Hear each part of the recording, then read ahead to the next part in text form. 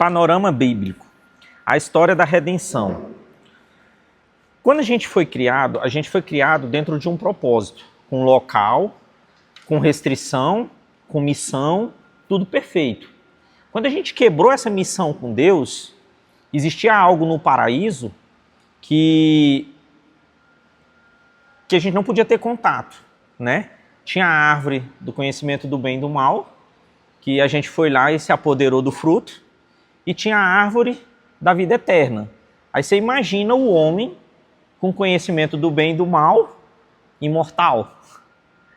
Então foi por isso que nós saímos do Éden. Não foi porque Deus expulsou, porque Ele quis, não. Não foi por causa da nossa obediência. Mas pela lógica, imagine um ser que pecou, que não foi, que foi omisso, que não entendeu o propósito de Deus, imortal. Deus já teve essa experiência com os anjos caídos, né? Então foi por isso que o arranjo ali no Éden não deu certo. Não é porque Deus é ruim e tirou nós de lá, não. Ele criou aquilo pra gente. Né? Então a gente já parte desse pressuposto. Então, se isso aconteceu, Deus também não nos abandonou. E a história da Bíblia, ela conta exatamente isso. Você pode entender a Bíblia como um arranjo num conjunto de coisas punitivas, ou num conjunto de coisas para saber o meu local, para saber quem eu sou, ou num conjunto de coisas que vai mostrar uma redenção do homem, de um propósito maior, que por falha nossa, mesmo assim Ele não nos abandonou. E ao longo da história que a Bíblia nos relata, ela vem sempre pontuando o que Deus quer que a gente faça. Mas Ele não quer que a gente faça simplesmente para viver. Ele quer que a gente faça para simplesmente reencontrar Ele em algum momento. Né? Então a história da Bíblia não é para incriminar, não é para falar sobre o pecado, não é para mostrar quem Deus era ou quem Deus vai ser. A história da Bíblia é para a gente se conscientizar e entender que a gente precisa voltar para Ele. Simples assim. Então, a gente começa com dois textos básicos. Lá em Lucas 24, 27, diz o seguinte: e começando por Moisés e por todos os profetas, explicava-lhes o que dele se achava em todas as Escrituras. Então, até Moisés, a gente tinha uma noção de Deus. Mas a partir de Moisés, a gente já encontra um plano divino. Então, a partir de Moisés, alguém é citado. Depois de Moisés, até finalizar o Velho Testamento, alguém é citado. O Messias é citado. Mas até então é alguém.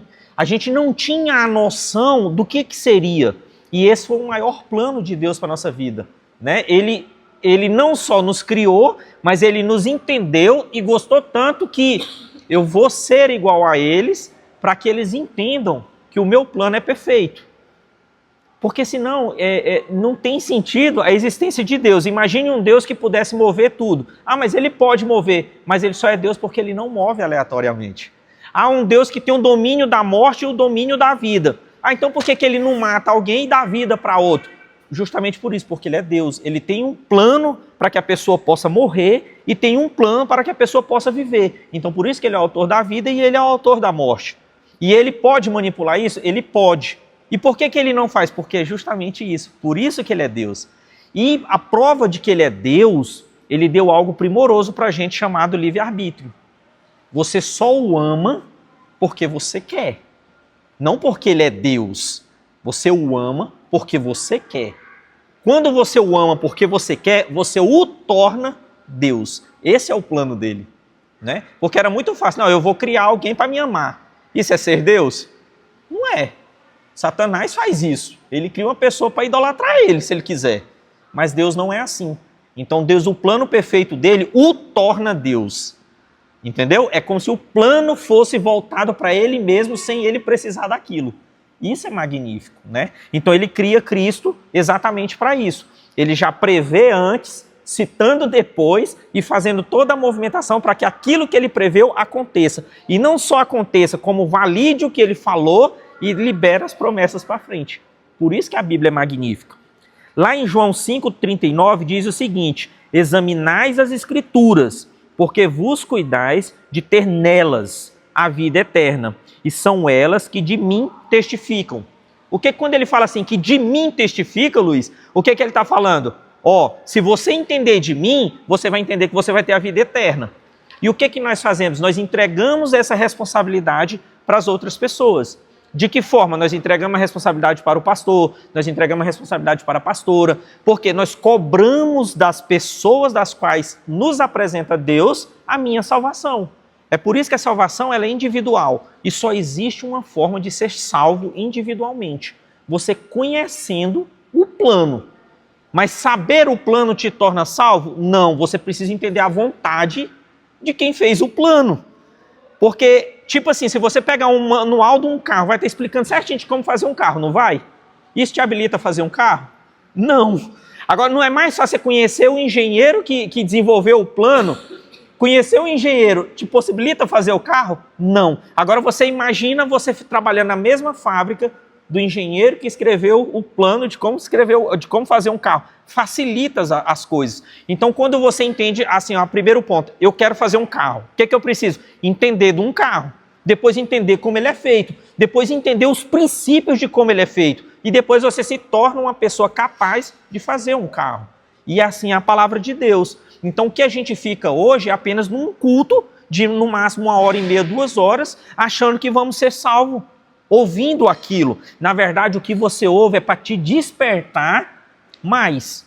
Que é a história do arroz que eu estava conversando com você. Né? Você gosta de arroz? Gosto. Mas de que jeito você gosta de arroz? Ah, do jeito que minha mãe faz. Beleza. Você gosta do jeito que sua mãe faz. Mas você já perguntou para o seu filho se ele gosta do jeito que você aprendeu com a sua mãe? E se quando ele come o arroz que a sua avó faz é o mesmo que você faz? Tem uma diferença muito grande. A gente cozinha achando que é igual da mãe. Né? E a gente empurra para os nossos filhos achando que é o mesmo jeito da mãe. Aí quando ele vai a casa, fala, nossa, é muito melhor que o do meu pai. E é assim a palavra de Deus. Uma coisa é ouvir, outra coisa é buscar. Aí, quando você começa a buscar, Luiz, você entende os princípios. E quais são os princípios? É assim, ó. A palavra de Deus, ela confronta. Quando ela te confronta, tem 2 respostas. Ou você entende, ou você te gera dúvida. Quando é que eu sei que ela criou raiz? É quando você entende ou quando ela te gera dúvida? Te gera dúvida. Porque quando ela te gera dúvida, eu vou falar... a primeira coisa que eu condeno é quem me passou. Eu falo assim, entendeu? Te gera dúvida. Aí quando você vai ler, você fala assim, o Ageu esqueceu isso bem aqui, ó. Essa vírgula muda tudo que o Ageu fez. Aí você não percebe que o teu questionamento com o Ageu, Deus está lá em cima sorrindo. Fala, já peguei esse aí, ó. Não é sobre o Ageu, é o que ele fez você ir buscar. Aí quando você busca lá, aí você lê lá, o Ageu estava errado, ó. Aí você lê mais 2 versículos para frente e fala assim, ó. Aí você não pode incriminar aquele que te passou a palavra, porque ele é igual a você, ele é uma criança que está aprendendo. Aí você, eu também sou criança, estou comendo aqui. Aí você gera uma disputa com o Ageu por não conhecer e depois você passa a amar o Ageu, porque você está no mesmo caminho que ele. Você começou a ler o manual, entendeu? É por isso que um verdadeiro cristão, ele não questiona, ele busca, ele não confronta, ele espera. Ele não parte por confronto, ele entende a situação. Ele não cobra ninguém, ele sabe que o pai que ele tem vai dar para ele. Ele nunca perde. Ele nunca perde. Porque se está faltando é porque algo vai vir. Se você compartilhou ou perdeu, que seja um dinheiro, um emprego, tal, tem um pai que está te olhando que vai colocar. Então, quando você começa a entender o manual escrito de como fazer o carro, você não se preocupa se o pneu furou. Por que você não se preocupa que o pneu furou? Porque você sabe exatamente qual é o preço do pneu, aonde comprar o pneu, como trocar o pneu, e aquilo para você é uma coisa simples. Entendeu? Porque você hoje sabe até fazer o pneu, então aquilo não te preocupa mais. Por isso que tem pessoas que quando bate um carro, ele fica todo preocupado. Aí tem gente que não, se bateu foi o quê? Foi um acidente que Deus me livrou. Entendeu? É porque esse carro eu preciso trocar, e Deus está pedindo para eu trocar. Então o crente ele fica procurando dentro do manual enquadrar a situação dele. A pessoa, quando não é crente, o que ele vai para o manual encontrar uma resposta pelo que ele está passando. Olha o tanto que a visão é diferente. Uma coisa é eu entender, outra coisa é eu ir procurar uma resposta daquilo que eu quero. Tá entendendo, Luiz? Então, o porquê que eu estou fazendo essa introdução com vocês? É porque quando vocês passarem a entender a Bíblia, e quando eu falo entender a Bíblia, não é ler ela e entender ela, não. Você precisa entender o manual. O manual vai falar primeiro de quê? Entendeu? Né? O manual, quando você fabrica o carro, já sai andando? Não. Você precisa do quê? Será que no manual está escrito que você consegue fabricar tudo ou que você depende de outras coisas? Entendeu? Então a Bíblia, você precisa entender ela. Esse é tão interessante que você está falando, que a pessoa que pega uma base mesmo da Bíblia pensa que não conhece, um descrente, Aham. assim, qualquer parte que ele abre da Bíblia serve para ele ali como uma estrutura. Pura. É uma estrutura. Já a pessoa que já conhece, já é diferente, já tem uma outra significância. Abriu a Bíblia, já conhece já algumas coisas, abriu lá, aquilo já começa a levar, não, isso aqui já não é para mim. Sim. Mas por que não é? Porque ele já conhece. E tá vendo que aquilo ali é uma coisa que é bem fora do que ele quer, do que ele está buscando. Tá bem? Por exemplo, tem coisas na Bíblia que são abomináveis. São coisas assim. Mas por que ela está lá? Porque existe. Existiu uma permissão. Aquilo é um fato histórico que vai remontar a muitas outras coisas. Entendeu? Ou seja, por exemplo, igual a gente estava falando a questão dos anjos, numa cidade extremamente coisada. O povo queria fazer sexo com os próprios anjos. Isso é uma coisa abominável, né? Agora vamos lá. Quantas pessoas não assaltam pessoas da casa de Deus? Qual é a diferença se assaltar um pastor? Você já parou para imaginar? Por exemplo, um estuprador que estupra uma mulher da igreja. Se nós somos considerados santos por Deus, e aí? Você entende que o princípio é o mesmo? Parece que a materialidade de um anjo, parece que é exorbitante um homem querer fazer sexo com um anjo, porque a gente imagina aquele ser vindo do céu, iluminar tal, tudo, não faz nem sentido. Agora você imagina um anjo aparecesse aqui com todo o resplendor dele mandado por Deus, se a gente conseguir primeiro olhar para ele. Aí você imagina estupradores de uma cidade igual a Sodoma e Gomorra querendo fazer sexo com um ser desse. Então você passa as características de quê? De que o anjo que veio, ele era semelhante ao quê? A nós. Quem sabia que era anjo? O pessoal da casa. O pessoal de fora sabia que era um anjo? Não. Então o que Deus está falando na Bíblia pra gente? Se você não procurar no manual, você não vai saber para que peça que é. Se o cara encontrar um para-barro de um carro na rua, ele vai chutar. Se você entender, você fala, esse para-barro aqui é de um T-Cross, isso aqui vale R$1.000, vou levar para mim. O que é? Conhecimento manual. Entendeu a diferença? Então, para quem não sabe, isso é exorbitante. Mas para você que conhece, era um plano de Deus, do qual os anjos eram simples homens, como nós aqui, e que eles não tinham conhecimento. Então, eles não sabiam nem o que estavam fazendo. Por que Jesus falou aquilo? Que naquele tempo, Deus vai ter muito mais piedade de Sodoma e Gomorra. Não tinha. Entendeu a diferença? Entendeu a diferença? Então é por isso que você tem que entender o conjunto das coisas. Quem não entende vai criticar. Nossa, que aqueles homens... Deus vai ter piedade, que eles nem sabiam quem eram os anjos. Agora nós não, nós sabemos. Nós lemos o manual. Entendeu a diferença? Então a Bíblia ela é repleta disso. E o que o povo faz? Você bateu num homem de Deus. Deus vai entrar com castigo. Não vai nada. Você nem sabe que eu sou um homem de Deus porque você está me batendo. Talvez se você soubesse que eu sou um anjo de Deus, um homem de Deus, talvez você nem me bateria. Aí eu cobro de você uma punição de Deus, mas Jesus não resplandece no meu rosto. Porque se resplandecesse, você não estaria me batendo. Entendeu a diferença? Então nós, enquanto agente cristão e entende do manual chamado Bíblia, temos que refletir a imagem de Cristo em nós. Só que o que nós fazemos? Eu sou um homem de Deus.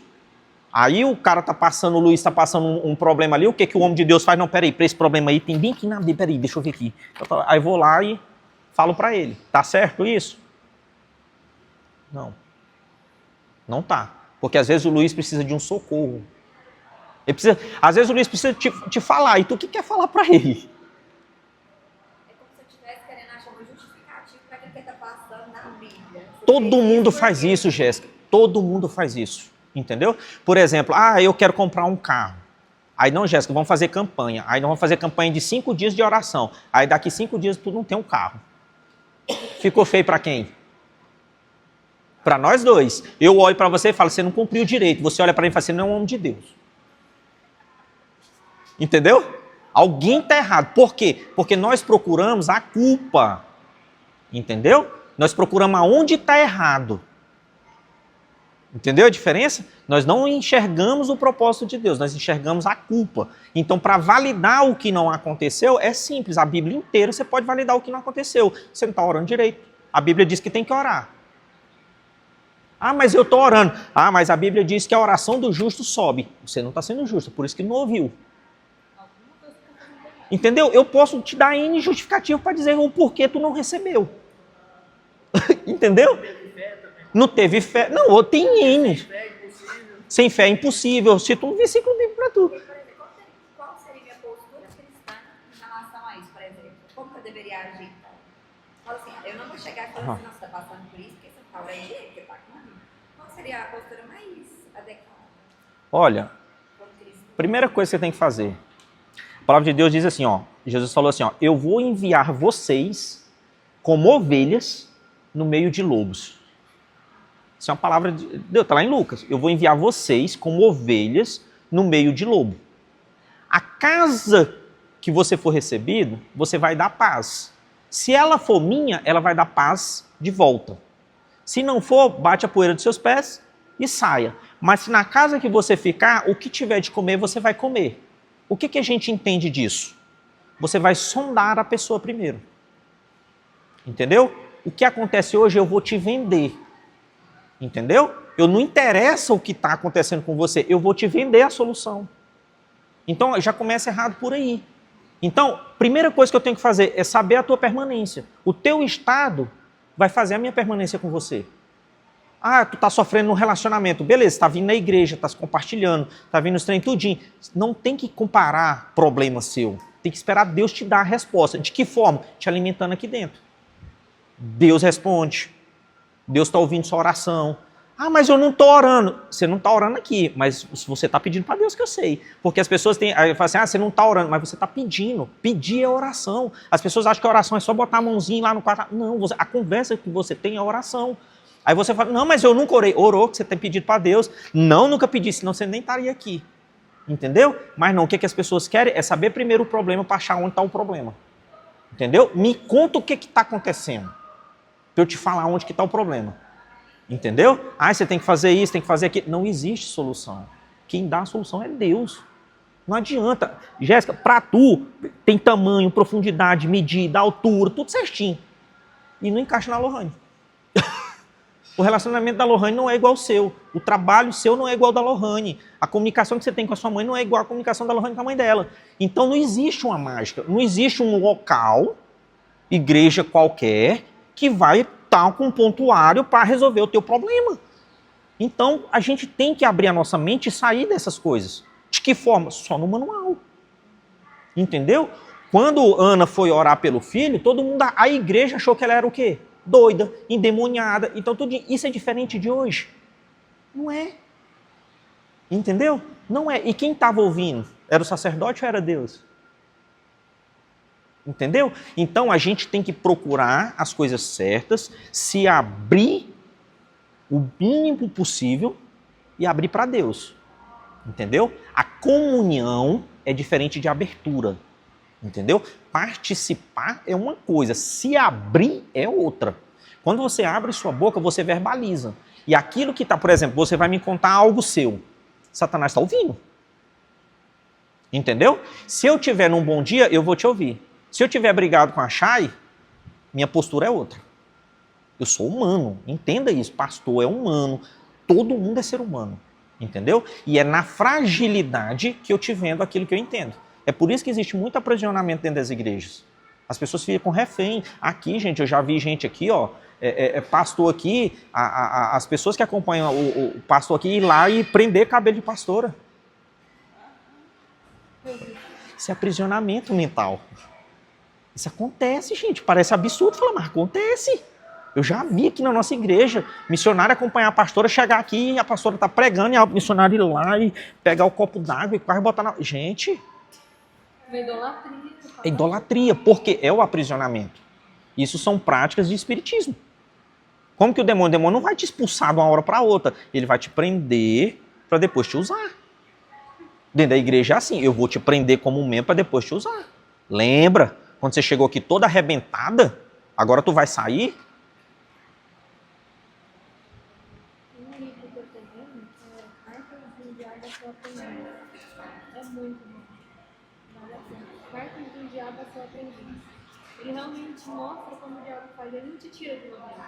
Ele vai alimentando de pouquinho, ele coloca distração. Às vezes no culto, toda hora você vê uma conversa que te tira um pouco da palavra. Então é uma forma dele de tirar a sua concentração daquilo que você observa realmente aquilo que você tem que aprender.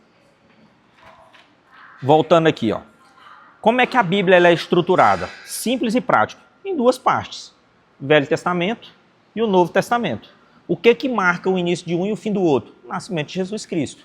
Né? Então, a estrutura do Antigo Testamento está em 5 partes. Quais são? Vou ler rapidinho para vocês. O Pentateuco, que são 5 primeiros livros, né? que é a base da Torá do mundo islâmico. Os primeiros livros ali escritos por Moisés naquele tempo. Então, são eles, de Gênesis a Deuteronômio. Foca no quê? Na criação, na história dos patriarcas e na formação do povo de Israel. Ou seja, a fundação, criação, queda e lei. Olha o tanto que é firmado.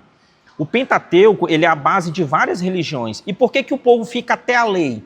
Porque nós, enquanto seres humanos, nós temos a síndrome do que, se eu não for punido, eu não faço. Isso é ensinado dentro da cultura. Você só estuda se você for levado. Você só faz se você for pedido. Entendeu? Só que o nome que rebate a cultura chama-se educação. À medida que eu tenho conhecimento, ninguém precisa me pedir mais para fazer as coisas. Entendeu? Por que eu cozinho? Porque não tem ninguém para fazer a comida para mim. Mas eu cozinho só por cozinhar? Não, tem um horário, né? Então eu começo a fazer atividades à medida que eu tenho conhecimento. Então, à medida que eu vou conhecendo a Bíblia, eu vou fazendo algumas práticas e atividades. Isso é normal. Então, o que a lei como marco trouxe para a gente? A partir de hoje só é crente ou só vai para o céu ou só é filho de Deus se cumprir isso aqui. A lei fez isso. Só que eu repito, o que é a lei? A lei é um espelho diante de nós que nos mostra quem nós somos. Eu sou matador, eu roubo, eu adultero, eu faço todas essas coisas. Por que eu não faço hoje? Porque na nova aliança o Espírito Santo cumpre em mim.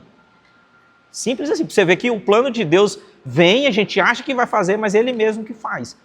Tudo que Deus botou para o homem fazer, Ele mesmo fez. Pode pegar a Bíblia de cabo a rabo. Não existe ninguém que foi lá e falou assim, agora eu vou fazer. Até Moisés. Deus deu a lei para Moisés. Olha isso, o tanto que isso rebate. Deus deu a lei para Moisés. Deus falava com Moisés. Quando Moisés morreu, Deus teve que ocultar o corpo de Moisés. Para não virar idolatria. Aí hoje as pessoas vêm e resolvem um problema, acham que resolveu o teu problema porque te deu 4, 5 dicas e você vai lá e idolatra a pessoa. E isso, gente, quando eu falo pessoas, não é só pastor e nem pastora. É o marido, é o filho, é o patrão, é a esposa. A gente tem essa síndrome de idolatrar por falta do conhecimento. Quando você sabe o papel do outro na sua vida, você vai se relacionar de acordo com o que você sabe que aquela pessoa tem para te oferecer. Simples assim. Entendeu? Quando você sabe o papel do Ageu, o que o Ageu faz? O Ageu trabalha com o quê? Eu não vou contratar o Ageu para fazer algo que não é da capacidade do Ageu. Então, mas para saber disso, me relacionar com o Ageu, eu preciso entender quem é o Ageu, o que o Ageu faz, como o Ageu se comunica. E a partir daí o nosso relacionamento melhora 100%. Enquanto eu não conhecer o Ageu, não vai adiantar. Então, enquanto eu não conhecer a Deus e Jesus, não vai adiantar. Você vai ficar com medo, você não vai saber qual é a vontade dele, você não entende como se aproximar, como sair. E essas coisas é o que tem dentro da Bíblia.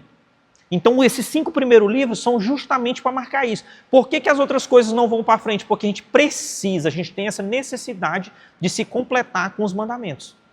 A gente tem essa necessidade. Toda vez que a gente precisa cumprir os mandamentos, a gente está falando assim para Deus, eu não acredito em Cristo, eu não acredito no Espírito Santo. Porque Cristo veio para cumprir os mandamentos, para que a gente entendesse que ninguém cumpriu.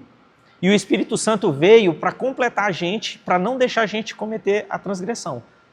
Ou seja, o que Deus falou assim, eu coloquei a lei, mas eu vou cumprir ela. Cumprir. Mas como é a minha palavra, eu não posso extinguir. Só que como você não dá conta de cumprir, eu vou colocar o meu Espírito, o Espírito do meu Filho dentro de você. Que toda vez que você for transgredir, isso vai te incomodar. Lembra que eu falei que ele só é Deus porque ele não te obriga a fazer? Então, por mais que ele deixou um avisador dentro de você, se você quiser pecar, você vai pecar. Antes você tinha essa autonomia, agora ele colocou algo para te avisar, e mesmo assim ele te dá autonomia para fazer. Por isso que ele é Deus. O Pentateuco, aí nós temos os livros históricos, abrange o período de Josué até Esther, detalhando a conquista da terra prometida, a época dos reis e o exílio, que é a posse da terra, a teocracia e a monarquia. Quando Deus deu as leis para Moisés, que Moisés morreu, Josué completou a obra dele. Mas ali eles tinham um afim. O que era o afim? Terminar aquele exílio do deserto.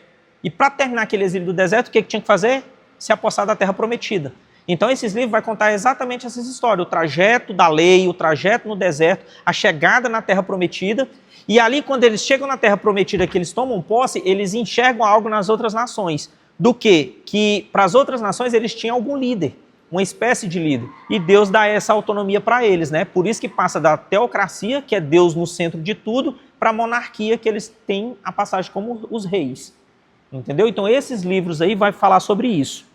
E a gente tem os livros poéticos ou sapiensais, que são os livros que fazem a gente pensar, que é de Jó a Cantares de Salomão. Reúne poesias, cânticos, conselhos práticos para a vida. Ou seja, mexe com o coração, a adoração e a sabedoria.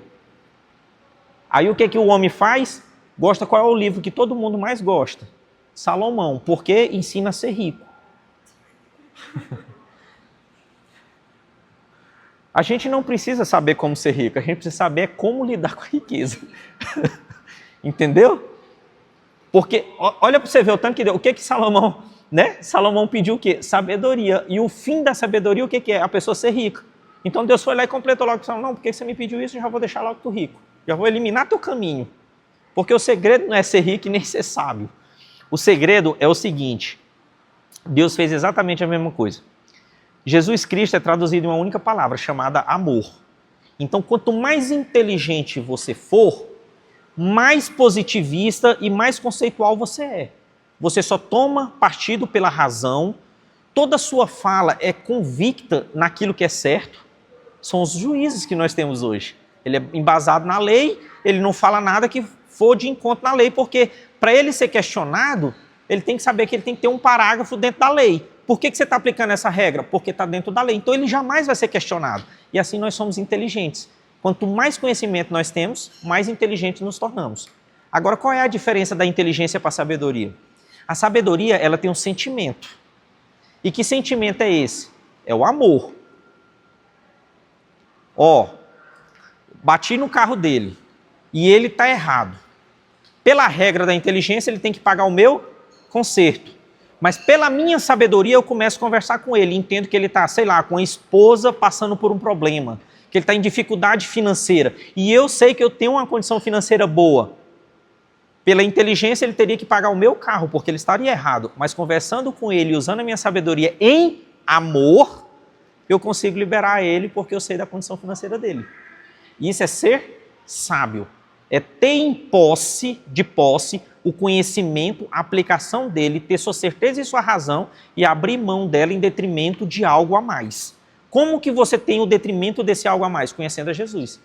Porque para você ser sábio, você tem que ser inteligente e usar do amor para atingir a sabedoria.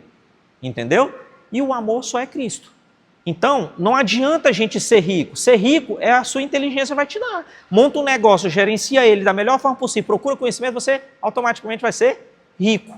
Agora, como usar essa riqueza, perpetuar ela, passar para os filhos, aí é outro segredo. Aí você precisa ser mais do que inteligente, você tem que começar a enxergar outras coisas. Entendeu? Então, esses livros poéticos, eles vão ensinar essas coisas para a gente.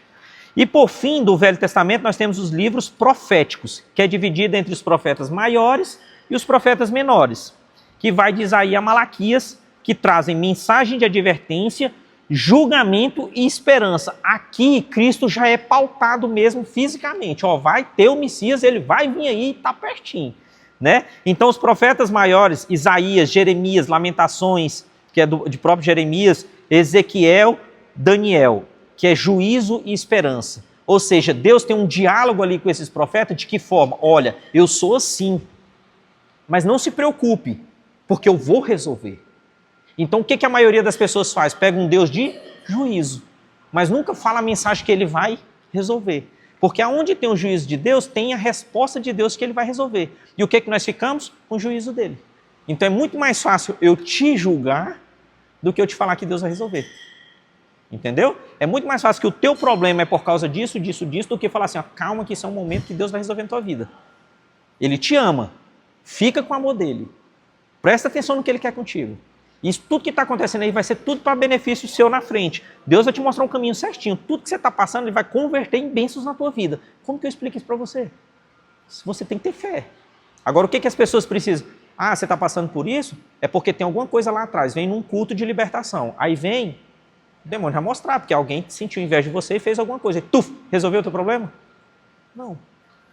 Entendeu? Uma coisa que é interessante, que eu acredito, se eu estiver errado pode me corrigir, mas essa questão de inteligência e sabedoria, usando isso aí que você está falando, eu já observei muitas pessoas inteligentes, que às vezes estão passando por tantas situações, às vezes estão assim, fora do controle, chega na igreja e quer que Deus age naquela hora, naquela situação. Por quê? Está passando por aquela situação e ele tem uma inteligência que Deus vai fazer, mas não tem a sabedoria de saber que tem um momento certo que Deus vai agir. Sim. Então, assim, no meu pensamento, Sim, a sabedoria exatamente. É uma coisa que às vezes chega a ser até um nível maior do que a inteligência. Sim. Porque não adianta a pessoa ser inteligente e não ter a sabedoria para discernir aquilo que ele está pensando. Sim, Tá? sim, exatamente isso. Você me falou, né? Sim. Sim. Isso se eu não me engano, já tem provérbios. Entendeu? Então, a Bíblia ela é esse conjunto do Velho Testamento que vai pautar sobre essas coisas. E aí a gente tem os profetas menores, de Oséias a Malaquias, 400 anos de silêncio depois. Ou seja, quando finalizou esses profetas menores, teve uma lacuna de 400 anos. Quem viveu de fé, viveu. Quem quis entender alguma coisa, teve que ler o que foi falado. Porque a anunciação do Messias já era grande. Ou seja, o povo teve que entender, ou você acredita ou você não acredita. E Deus se ausentou de falar com pessoas na terra no sentido de profetizar por 400 anos. Então, quando chegou, eles estavam assim, vivendo um período de que é verdade ou não é? O que eles tiveram que fazer para saber se Jesus era o Messias ou não? Eles tiveram que ir lá para Isaías. Tiveram que confrontar todas aquelas coisas. Ou seja, falar assim, se aparecesse Jesus aqui, como você sabe que é Jesus ou não? Até hoje. Como você sabe se é anjo ou não? Até hoje. Como você sabe se a pessoa que está rodando é a pomba gira ou é o Espírito Santo? Até hoje. Entendeu? Então as coisas não mudam. Por quê? Ou você tem um conhecimento ou não tem. Entendeu? Deus não vai olhar para você e falar, isso aqui é tal coisa, isso aqui é... Não, ele já deixou escrito aqui. O carro está trepidando aqui por causa do amortecedor. Pode ser um amortecedor, pode ser o jogo de mola, pode ser a roda com defeito, que comeu um pedaço, pode ser um monte de coisa. E é o mesmo barulho. Entendeu? Agora o conhecimento que vai determinar aí certinho aonde precisa ir. Entendeu? Então, julgar é muito fácil, apontar as coisas é muito fácil, deprimir o tempo em relação à Bíblia é muito fácil. Porque Deus, quando a pessoa fez isso que tu está tomando atitude, Deus matou na hora. Olha, Deus matou, foi usar, né? Filho de não sei quem que triscou na arca. Matou. Na hora que o cara triscou, matou. Agora, por que não matou os outros que triscaram também na arca? Não foram os filisteus que pegaram a arca e levaram para dentro do santuário de Dagon? Entendeu? E não é o mesmo Deus, ele não poderia matar. A diferença, o que era? É que a arca ficou 20 anos na casa de Obed-Edom. De Obed-Edom não, eu esqueci, mas ficou 20 anos na casa de uma pessoa. Olha para você ver, trazendo para a nossa realidade. Você já chegaram na casa das pessoas e encontrou a Bíblia aberta? É a mesma coisa da arca. A arca ficou 20 anos na casa do cidadão. Nada aconteceu. A arca ficou 3 meses na casa de Obed-Edom. Mudou a vida dele. O que era isso? Obed-Edom sabia o que era a arca. O outro, a arca ficou 20 anos lá dentro, não teve usufruto nenhum. Na hora que o filho... Imagina, cara, um trem sagrado ficou 20 anos na tua casa. E todo mundo sabia que se triscasse, o poder de Deus matava, o cara ficou 20 anos e não orientou o filho. Até hoje as Bíblias são abertas. Entendeu? A arca está aberta dentro da casa das pessoas. Agora você chega lá e fala assim, tal. Já está preto porque ficou na mesma página. Aí a Bíblia é só uma página? Não, mas se deixar nessa página, algo vai acontecer na minha casa. Algo espiritual vai acontecer. A Bíblia aconteceu. Gente, a arca era a presença de Deus. Ficou 20 anos no lugar e nada aconteceu. A arca. Imagine a Bíblia. Eu não estou falando que um é em detrimento ao outro, mas imagine a arca que ficava dentro do tabernáculo, que tinha que fazer uma propiciação. Só tinha um, que era Arão, que podia chegar nela. Vocês imaginam o poder dessa arca? ficou 20 anos na casa de um cara que não teve nada. Próprio Davi. Você sabe o que Davi, quando ele entendeu que ele mandou buscar a arca, você sabe como é que ele mandou buscar a arca?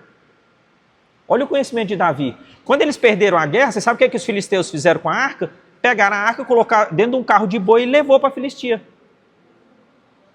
Passado muito tempo que estava lá na casa desse cara, eu esqueço o nome dele, da onde a arca ficou. Sabe, quando Davi lembrou da presença de Deus, mandou buscar a arca. Que jeito que Davi mandou buscar a arca, vocês sabem? No carro de boi. Aí o que aconteceu com os bois? Eles tropeçaram. Sabe o que Deus fala ali? Eles não sabiam. Eu permiti eles colocar a minha presença num carro de boi. Agora você não, meu filho. Você sabe. Quando ele colocou, o boi tropeçou. Quando um triscou, morreu. Entendeu a diferença? É a mesma coisa de hoje. Aí o que o pessoal faz? Pega a Bíblia de antigamente, incrimina o Luizinho. Aí Deus olha lá de cima e fala assim, mas está escrito, Jéssica, eu não faço isso com o Luiz. Você está condenando ele. Ele está passando por um período e você está colocando mais condenação sobre ele. É melhor ele se matar. Porque você já está falando que para ele não tem jeito. Ele está passando por esse período porque ele nunca foi dizimista. Aí ele começa a dizimar, a empresa dele continua na perrengue do mesmo jeito. E aí? Aí o Luiz pega e sai da igreja, porque você... Se ele, antes a empresa dele não prestava, porque ele não era dizimista, ele está cumprindo o que você pediu, ele começa a dizimar e não tem efeito, você não explicou para ele que não é sobre o dinheiro dele, é ele doar de coração, só que você não passou isso para ele, porque você não conhece o coração do pai que você prega. Você conhece a lei, que se não dizimar, ele não prospera. Mas você não falou que para ele prosperar, ele tem que entregar de coração, e não tem nada a respeito do valor dele. Entendeu, Jéssica? É a mesma coisa. Não muda. É o conhecimento que faz você mudar. Não, Luiz, calma, não precisa nem dizimar agora, cara. Você vai ver o que Deus vai fazer. Você vai ficar... Luiz, você vai receber tanto, que você vai dormir pensando assim, será que 10% é suficiente eu dar para Deus do tanto que Ele me deu? Não, eu vou dar 90%, porque o Deus que me deu, da onde eu saí, que eu não tinha nada, se eu der 90%, mesmo assim Ele vai continuar me abençoando. E se Ele não me abençoar, eu já sou grato, porque eu não tinha nada, e os 10% que vai ficar para mim é tão grande que eu não tinha nada que Deus me abençoou. Olha a mentalidade do cara, o tanto que é diferente. Mas para alguns, se você não doar, é condenado. É isso aí que você está falando, eu sempre falo isso. Dízimo não é... Tem muita gente que coloca na cabeça que dízimo é sinônimo de prosperidade. E não é. Não é. Não coloque isso isso. na cabeça. Dízimo é sinônimo de prosperidade. Não é. A partir do momento que você doa de coração, é outra história. Você pode doar 1 milhão, você pode doar 10 mil, pode dar... Não, vou doar porque vai prosperar. Se você não der de coração, não prospera. Eu já vivi muitas situações. Entendeu? Então é aquele dilema, né? Deus me deu porque eu dizimei ou eu dizimei porque Deus me deu? É a mesma coisa, entendeu? Só que no pensamento, ó, é a mesma frase, a mesma coisa, o mesmo raciocínio. O que importa é isso aqui, ó. Entendeu?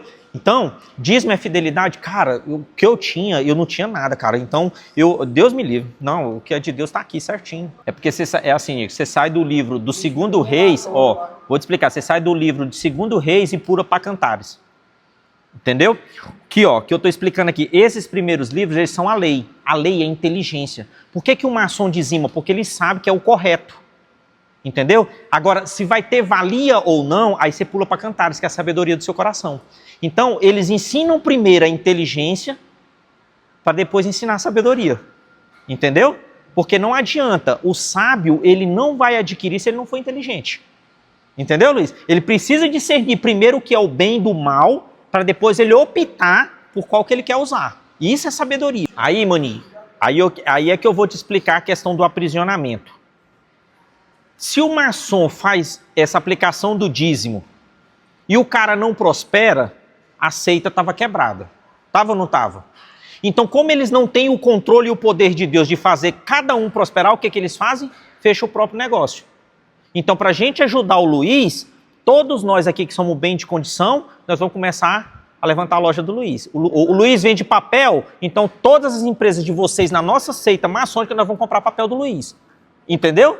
mas não tem o domínio da prosperidade. Olha a diferença do conhecimento. Entendeu? Então, para que aquilo tenha validade, maçom é fechado.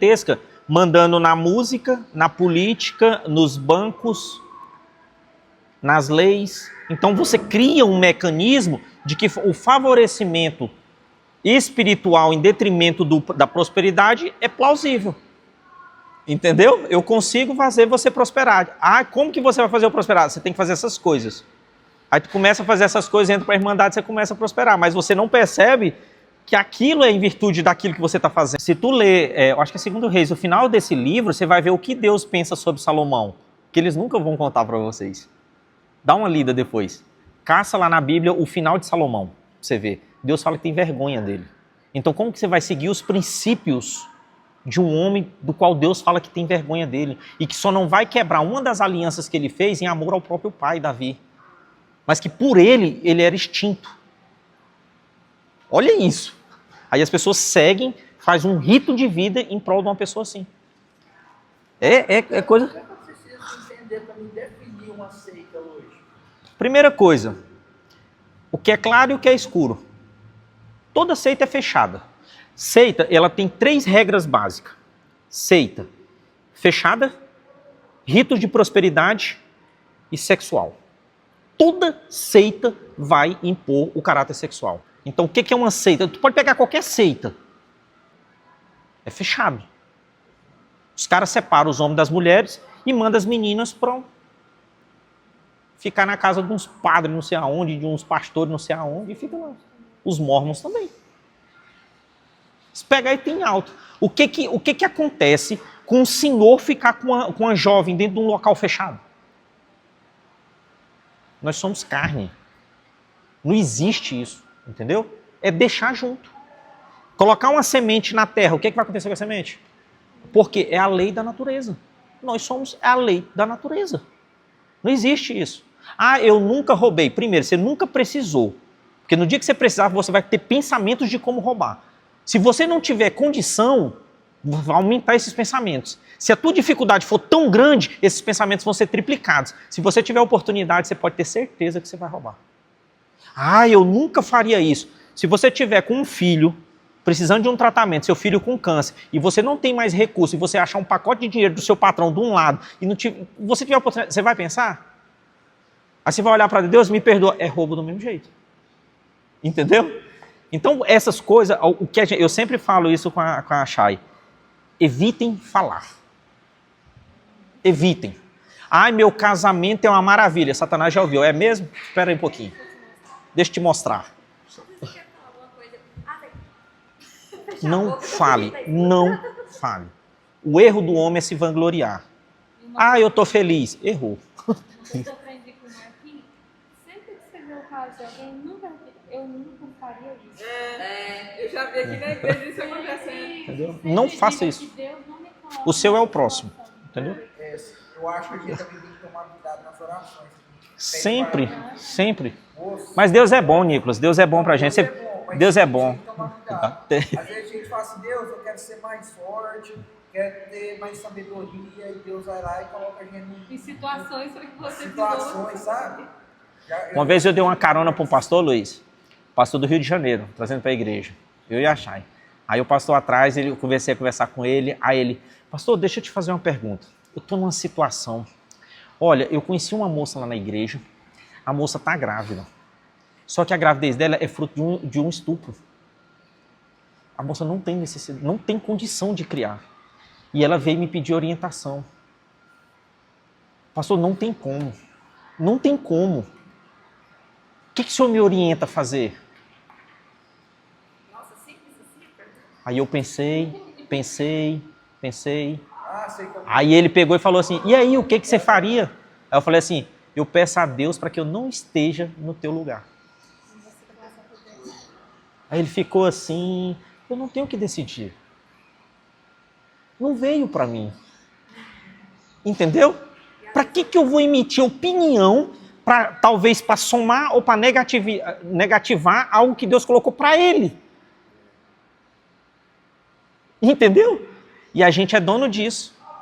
A gente fala, ai, meu casamento tá assim. Ai, o que você está fazendo? Tá, não, você tem que fazer isso, isso, isso. Vamos para a estrutura do Novo Testamento. Também em 5 partes. Nós temos os evangelhos, que fala sobre a manifestação de Jesus. Mateus, Marcos, Lucas e João. E aqui, o único que se diferencia é João, que é considerado o do amor ali, o mais amado. Agora, pesquisando a fundo, o que acontece com Mateus, Marcos e Lucas? Eles narram as consequências daquilo que estava acontecendo. Por que eu estou trazendo isso para vocês, que João era diferente, para embasar aquilo que eu falei, e o Luizinho vai rir agora quando eu falar. João, Lucas e Marcos, ele narra os fatos da perspectiva do que está acontecendo. Então, o que está acontecendo aqui, a Lohane podia descrever. No dia tal, nós fizemos isso, tal, tal, tal. Foi bacana. Ela pode falar, o Marcos falou isso, foi legal, gostei. A irmã colocou, é a narrativa dela. E assim fez Lucas, Marcos e Mateus. Agora, João, ele tinha um pouquinho mais de conhecimento. E por que João é chamado o lado do amor?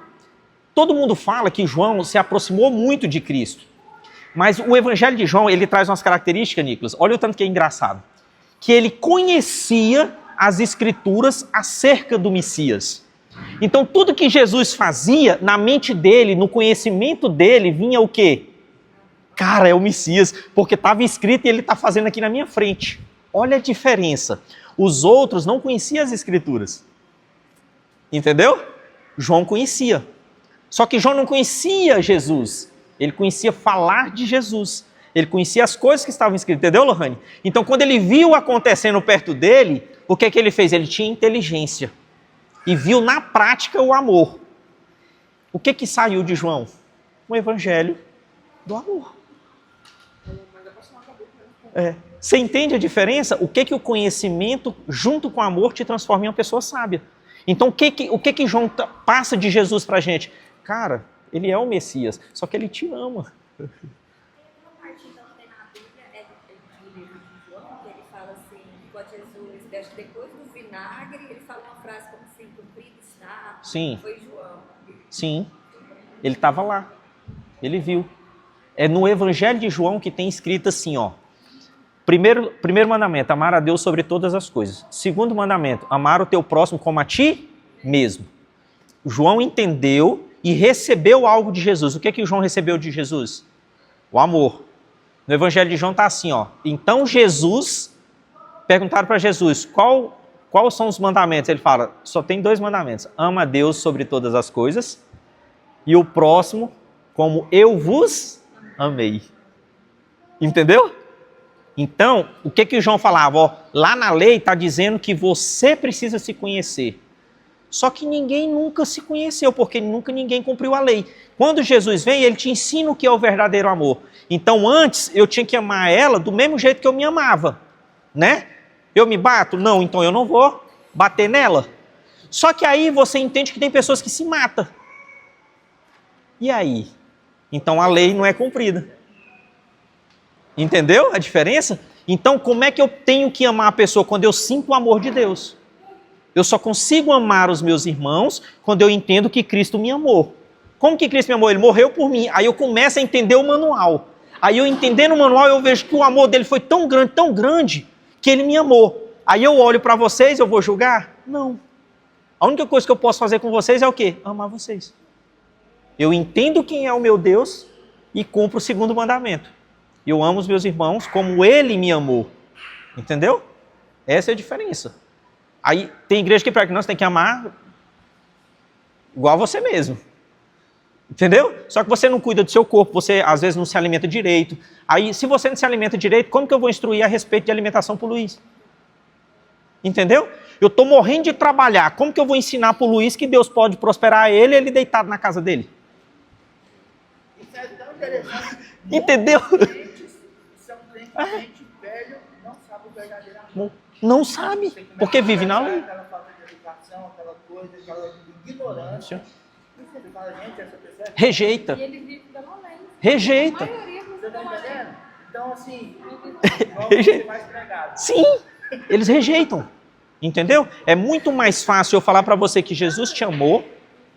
Ó, um exemplo prático, eu acho que alguns de vocês já viram. Quando você ajoelha na beirada da sua cama para orar, você pede um Deus de justiça ou um Deus de amor? Mas para falar com o outro, Deus vai condenar o outro, né? Você só apresenta para o outro o Deus de justiça. Não é assim que é pregado? Ah, tá passando por isso, nisso, mas Deus vai te castigar.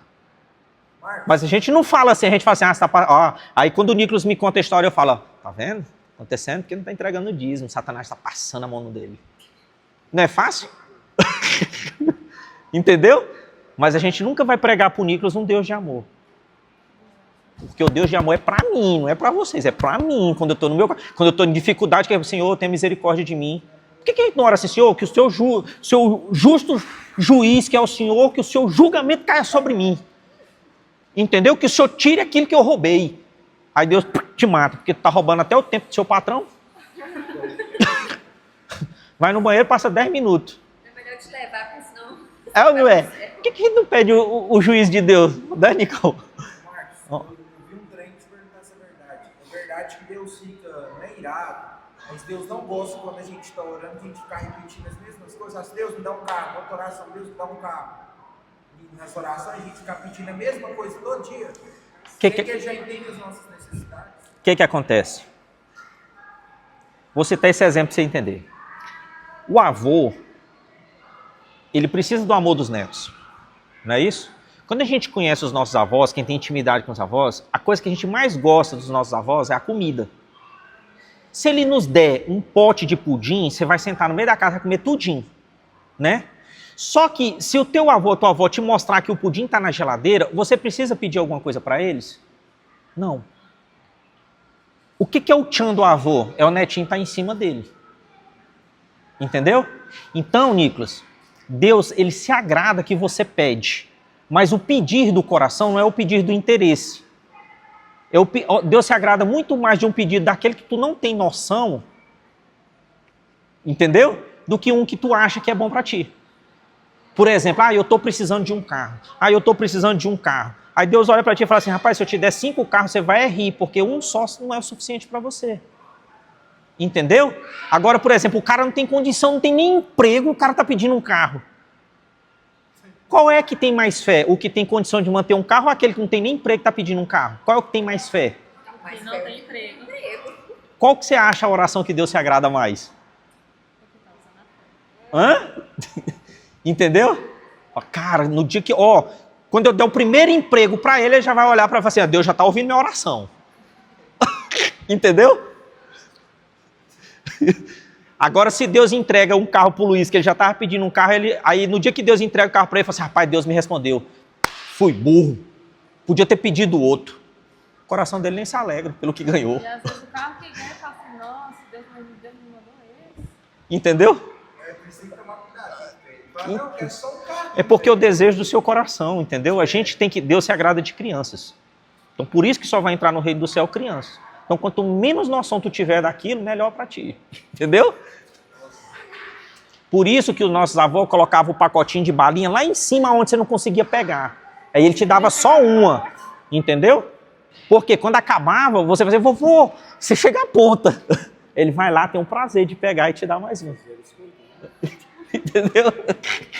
Mas tu sabia que ele tinha. Né? Tu não pedia pra ninguém, porque tu sabia, ele tem, ele esconde, ele pode não me dar, mas que ele tem. Mas tu sabia aí onde ia. Entendeu? É muito engraçado isso. Isso é tão engraçado, eu falo assim, às vezes, para as pessoas, assim, quando eu der alguns testemunhos mais fortes, né? Porque quando a gente comprou nossa casa, foi em 2023, foi o meu pior ano. Amém. Olha aí. Foi assim, pra ser ruim, tinha que melhorar. Mas aí, assim, eu senti meu coração, falei, nossa, tá na hora de comprar. Eu falei, amor, vamos comprar um apartamento? Aí ele, vamos. Aí ele só tinha esse sonho mesmo, eu adoro, não sei o que e tal. Aí, meu pai, só que meu pai me tinha registrado na empresa dele, ele falou assim, aí meu pai falou assim, não, você quer comprar um apartamento? Eu vou te ajudar, vou te demitir. Aí você pega 5 meses de seguro-desemprego. Eu falei, então é isso, a gente tem 5 meses. Acabou. É isso mesmo. E Deus faz, moço. A gente, assim, achou um apartamento que a gente... Eu fui numa vizinha, falei assim, nossa, tem um apartamento aqui vendendo, não tinha achado em anúncio nenhum. Falei, então vou lá. E apaixonou Encaixou à vontade. Um condomínio que a gente queria, que era a gente já morar. É esse aqui, o Gabriel, não, vou vender o carro. E Já fez os planos. Não, eu entreguei o carro. foi, ele Mas vendeu. vocês não queriam, né? Aí eu, o bicho esfriava, meu outro. Aí a corretora falou, ó, eu quero vender, vocês querem comprar. Vamos ver o que a gente faz. Eu falei, não, o carro é entrada. Foi negociando. Aí o carro foi entrado e tal, e a gente ficou com um cara mais simplesinho, aí deu certo. Eu falei, beleza, 5 meses, a gente sabe o que vai fazer depois. Aí com 2 meses eu arrumei um emprego no fora. Eu falei assim, ô Glória, obrigada, meu Deus. Eu vou terminar aqui, só para a gente completar esse módulo, que a gente vai ser mais breve um pouquinho. Na estrutura das 5 partes do Novo Testamento, nós temos os livros históricos, que é o de Atos, que é os registros do que os apóstolos fizeram. Nós temos as 13 cartas paulinas, que era a doutrinação da igreja. Paulo, já nas suas profecias, já mandava a doutrinação para as igrejas, né, já orientando a base da igreja. E as cartas paulinas são divididas tanto para a igreja como para o meio pastoral. E aqui eu numerei elas.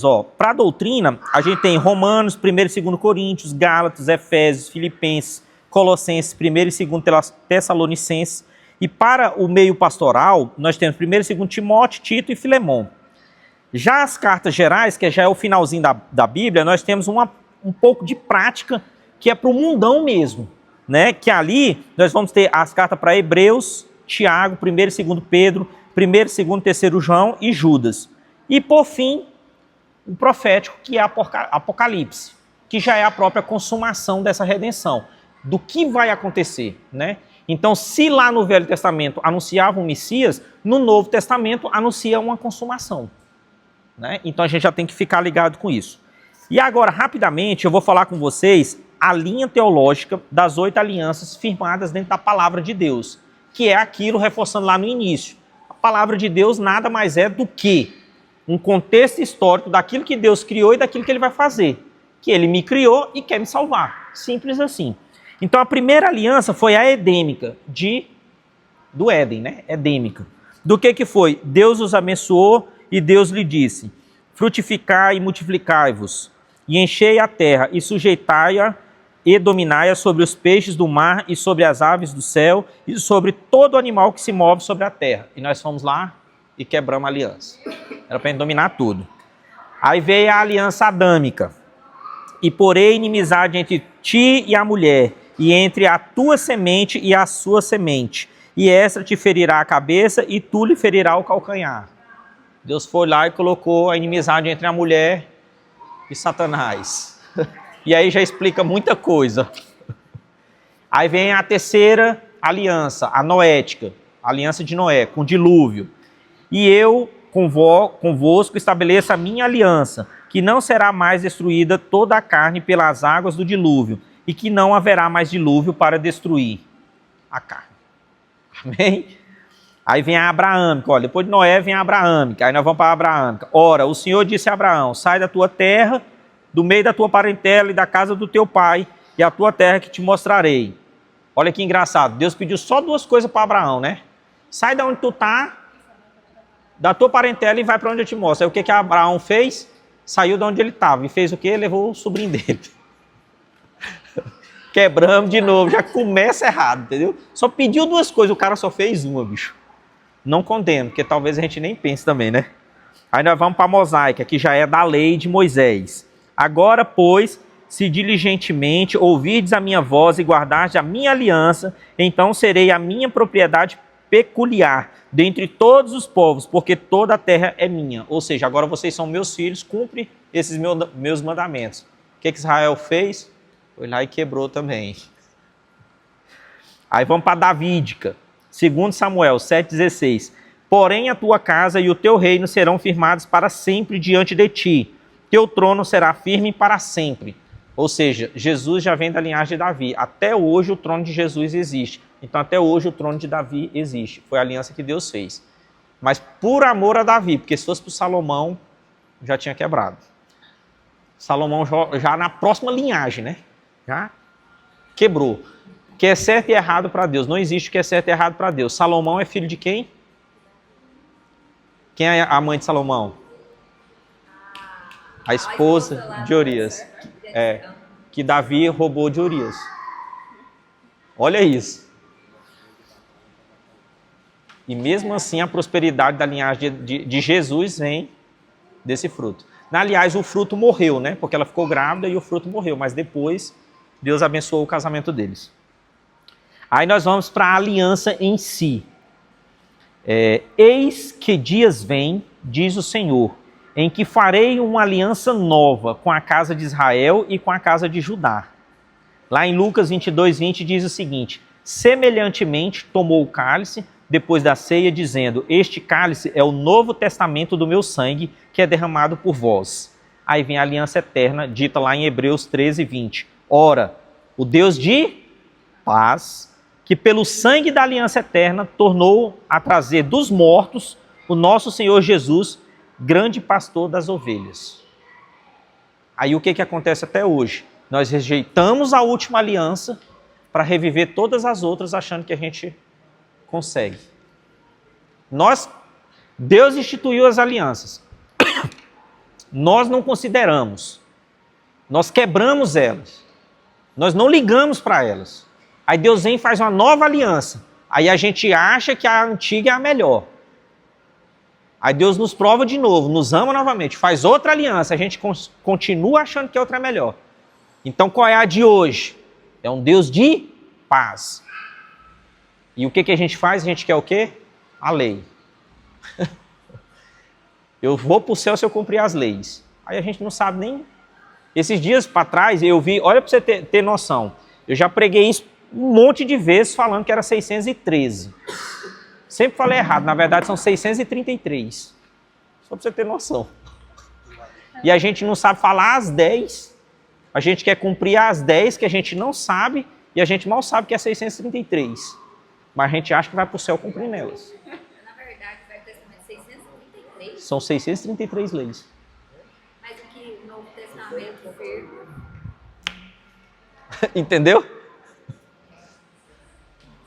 É porque a tábua são 10 e Deus continuou falando com Moisés o que poderia e o que não poderia ser feito. Entendeu? Mesmo Deus, mesma lei, mesma regra para o mesmo povo. E até hoje. A maior referência que eu tenho de alguém que cobra pra mim o Deus de amor, Deus de perdão e pra você o Deus de justiça, foi com Jonas. Sim. Porque quando ele foi engolido pela baleia, ele pediu para ser salvo, ele queria perdão, ele vai fazer o que Deus está pedindo. Mas quando ele foi dar a palavra, que aquele povo ia ser destruído, Lá em Nínive. não foi destruído, ele ficou revoltado. Tá. Por que foi destruído? Ele achou que Deus tinha envergonhado ele. Só que para ele pediu Deus de misericórdia. Deus de misericórdia. Mas para aquele povo, não. Cadê o Deus de justiça? Você sabe como é que foi que Deus fez para ele entender isso? Jonas entender? Tava o maior sol, o Jonas não tinha lugar para ficar, ele ficou só assim, ó, se queimando. Aí Deus fez crescer uma aboboreira em cima dele, uma folha de abóbora em cima dele. Aí a folha de abóbora trouxe acalento para ele, sabe? Aí ele se refrescou, ele começou a falar com Deus. Nossa, Deus, obrigado, obrigado. Aí no outro dia a folha murchou. Aí ele foi reclamar com Deus. Nossa, Deus, por que o Senhor matou essa folha, que não sei o que, tal. Ele, tá vendo, Jonas? Eu só coloquei essa coisa, você nem cuidou dela, você nem sentiu nada e sentiu esse amor todinho. Imagine aquele povo todinho que eu amo. Aí Jonas entendeu que Deus era um Deus de amor. Entendeu? É isso, pessoal. Como trabalho tem escolher um livro da Bíblia e entregar autor, data, destinatário e contexto, e o contexto histórico.